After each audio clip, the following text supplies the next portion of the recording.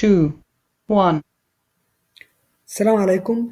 الفيديو ده لكل الناس اللي بتكتب ايميلات كتيرة او بتستخدم انجليزي كتير، سواء في الشات او تكتب ايميل او تقدم في وظيفة على الانترنت، او ايا كان استخدامك للانجليزي. وطبعا وانت بتكتب بسرعة ممكن تكتب حرف غلط، ممكن يبقى الجرامر بتاعك مش مكتوب بشكل كويس، سواء انت الانجليزي بتاعك مستواك في اللغة كويس او وحش.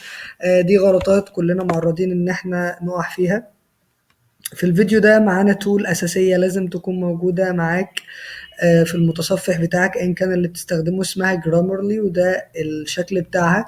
هتلاقوا الموقع بتاعها في اللينك تحت الفيديو إن شاء الله. أول ما بتسطبها وبتعمل تسجيل دخول عادي وتربطها باكونت الفيسبوك بتاعك، بيظهر لك الشكل ده في الاكستنشنز بتاعتك.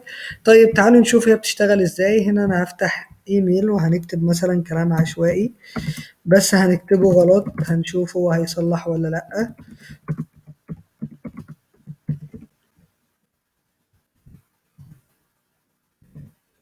هنا أنا متعمد أكتبه غلط، هو هنا بيطلع لي 3 أخطاء، هو بيعد على الأخطاء وأنا بكتب. بقى 4. طيب أنا عايز أعدلهم. أول ما بقف كده ببساطة هو بيقول لي الصح، بدوس عليه بيعدلها أوتوماتيك.